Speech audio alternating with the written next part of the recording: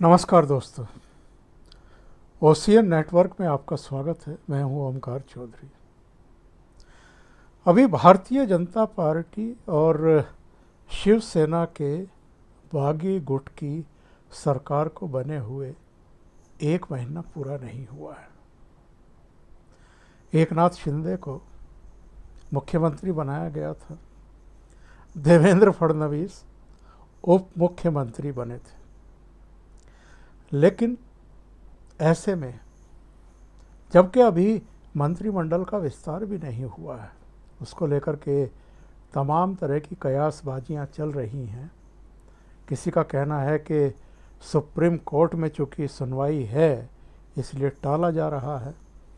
बहुत सारे लोगों का कहना है कि अभी चेहरों को लेकर के सहमति नहीं बन पा रही है। एक दिन पहले ही देवेंद्र फडणवीस और जो आपके चीफ मिनिस्टर हैं वो दिल्ली आए थे। उनकी मुलाकात भी भारतीय जनता पार्टी के नेतृत्व से हुई है और मंत्रिमंडल विस्तार को लेकर के ही हुई है। लेकिन प्रदेश भाजपा अध्यक्ष चंद्रकांत पाटिल का एक ऐसा बयान सामने आया है जिससे लगता है कि भारतीय जनता पार्टी एकनाथ शिंदे को मुख्यमंत्री बनाए जाने से अभी तक सहज नहीं है, नॉर्मल नहीं है। वो देवेंद्र फडणवीस को ही मुख्यमंत्री बनाने की तैयारी में थे। अचानक प्रधानमंत्री नरेंद्र मोदी की तरफ से ये फरमान आ गया कि एकनाथ शिंदे को मुख्यमंत्री बनाइए। और आपको ध्यान होगा प्रेस कॉन्फ्रेंस में देवेंद्र फडणवीस ने 30 जून को इसका ऐलान तो कर दिया और इसे लेकर के सब चौंक पड़े थे, पर खुद देवेंद्र फडणवीस बहुत सहज नहीं दिख रहे थे। उनके चेहरे से वो रंगत, वो रौनक, वो जो सेटिस्फेक्शन का भाव होता है वो पूरी तरीके से नदारद था। और ये हमने तब भी देखा जब शपथ ग्रहण हो रहा था एकनाथ शिंदे का और अचानक ऊपर से कहा गया कि Devendra Fadnavis deputy chief minister के तौर पर शपथ ग्रहण करें।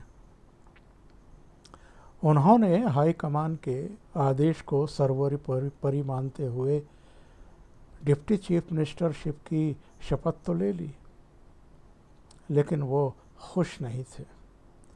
उनके समर्थक भी राजभवन में शपथ ग्रहण समारोह के समय खुश नहीं थे। लेकिन चंद्रकांत पाटिल का जो कहना है कि हमने एकनाथ शिंदे को मुख्यमंत्री बनाने का फैसला कलेजे पर पत्थर रख करके लिया है, वो उस समय साफ साफ दिखाई दे रहा था। चंद्रकांत पाटिल एक्चुअल में पनवेल में, मुंबई में राज्य भारतीय जनता पार्टी की कार्यकारिणी को संबोधित कर रहे थे और शनिवार को उन्होंने ये बात कही कि देवेंद्र फडणवीस का मुख्यमंत्री बनना बिल्कुल निश्चित था, लेकिन पार्टी ने एक संदेश देने के लिए एकनाथ शिंदे को मुख्यमंत्री बनाने का फैसला किया और ये भारतीय जनता पार्टी को स्वीकार्य नहीं था। यानी प्रदेश भारतीय जनता पार्टी को ये स्वीकार्य नहीं था, पर चूंकि फैसला ऊपर से हुआ था, आदेश ऊपर से हुआ था, इसलिए सबने इसे स्वीकार कर लिया। ये तो हम जानते हैं कि एकनाथ शिंदे भी हतप्रभ रह गए थे और उन्होंने विधानसभा के भीतर भी जब विश्वास का मत पेश किया गया, अपने भाषण में कहा कि 120 से ज़्यादा विधायक भारतीय जनता पार्टी के हैं। ठीक है, हमारे पास 40 शिवसेना के हैं और 10 निर्दलीय हैं, लेकिन भारतीय जनता पार्टी ने, उसके नेतृत्व ने बड़ा दिल दिखाते हुए हमें चीफ मिनिस्टर का पद सौंप दिया। इसको लेकर के उन्होंने प्रधानमंत्री का भी आभार व्यक्त किया, उन्होंने देवेंद्र फडणवीस का भी आभार व्यक्त किया। लेकिन ये तो सब जानते हैं कि भाजपा नेतृत्व ने ऐसा क्यों किया है। क्योंकि एकनाथ शिंदे ने इनाम का काम किया था। पिछले 2.5 साल से उद्धव ठाकरे सरकार चली ही आ रही थी, चाहे जो स्थितियां परिस्थितियां थी, तमाम तरह के भ्रष्टाचार के, घोटालों के, पद के दुरुपयोग के, बहुत सारी घटनाओं के बावजूद सरकार चल रही थी। क्योंकि तीनों दल यानी उद्धव ठाकरे की शिवसेना, शरद पवार की एनसीपी और सोनिया गांधी की कांग्रेस वहाँ की सत्ता से किसी भी तरीके से चिपके रहना चाहते थे। एक दूसरे के विचार नहीं मिल रहे थे, कोई बात नहीं, आइडियोलॉजी का कोई मेल जोल नहीं था, कोई बात नहीं, कोई मिनिमम कॉमन प्रोग्राम भी नहीं था, कोई बात नहीं। और वो क्यों बने रहना चाहते थे ये तो हम आप सब जानते हैं। तो एकनाथ शिंदे ने ये काम किया।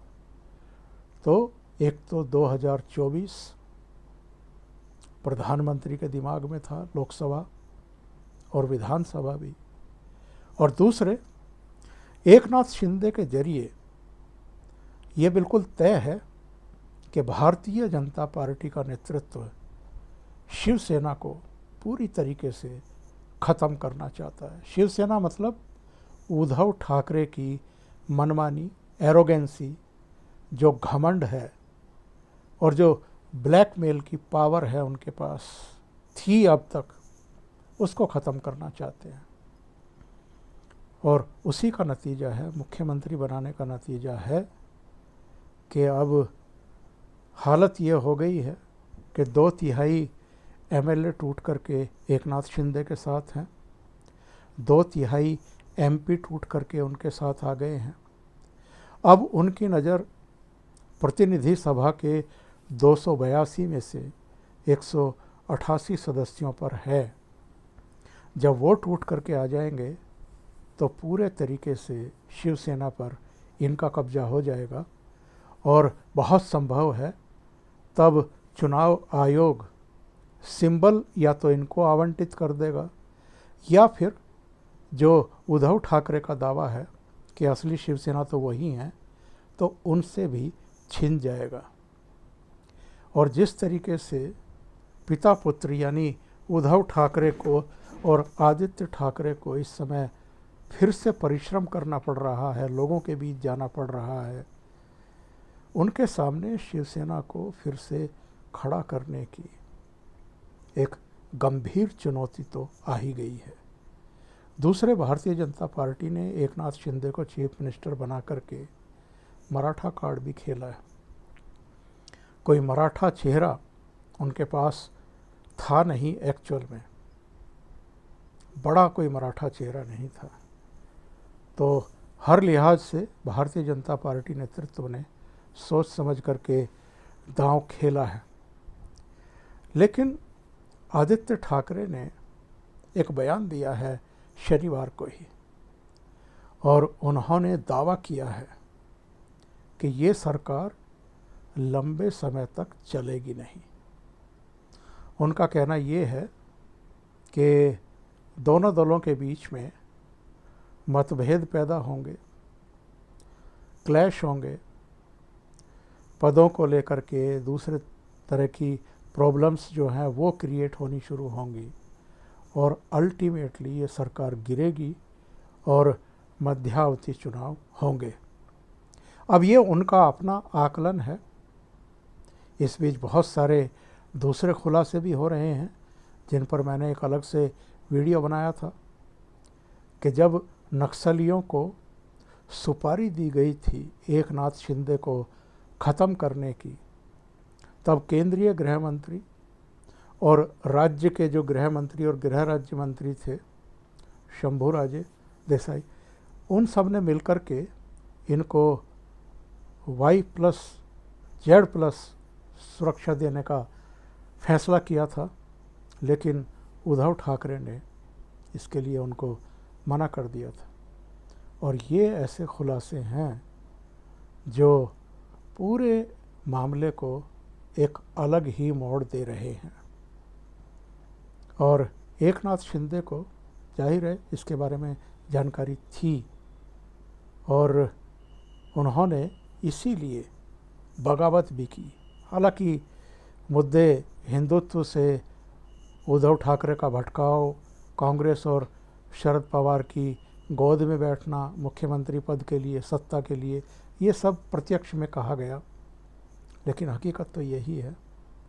लेकिन शनिवार को चंद्रकांत पाटिल ने जो बयान दिया मुख्यमंत्री को लेकर के कि हम तो देवेंद्र फडणवीस को ही मुख्यमंत्री चाहते थे, पर कलेजे पर पत्थर रख करके एकनाथ शिंदे को मुख्यमंत्री बनाना पड़ा, क्योंकि भारतीय जनता पार्टी नेतृत्व ऐसा चाहता था और वो राज्य में एक संदेश देना चाहता था।